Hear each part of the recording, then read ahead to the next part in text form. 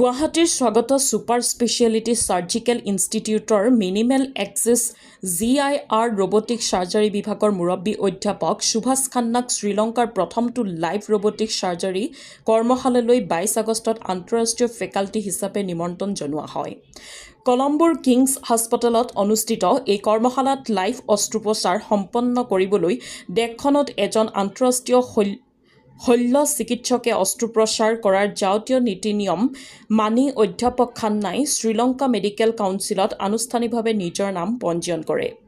ভাৰতৰ থলুৱা প্ৰযুক্তিৰে নিৰ্মিত SSI মন্ত্ৰ চাৰ্জিকেল ৰবটিক চিষ্টেম ব্যৱহাৰ কৰি হাস্পতালখনৰ ৰবটিক চাৰ্জাৰী কাৰ্যসূচী শুভাৰম্ভ কৰাৰ অংশ হিচাপে এই ঐতিহাসিক অনুষ্ঠানটোৰ আয়োজন কৰা হৈছিল।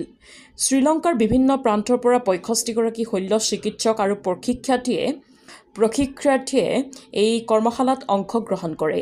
অধ্যাপক খান্নাই লাইভ ৰবটিক চাৰ্জাৰী সত্ৰসমূহ পৰিচালনা কৰে আৰু অধ্যাপক বাৱন্থা গামেগৰ সৈতে যৌথভাৱে ৰবটিক বাইলেটাৰেল TAP গ্ৰুয়েন হাৰ্নিয়া ৰিপেয়াৰ সম্পন্ন কৰে।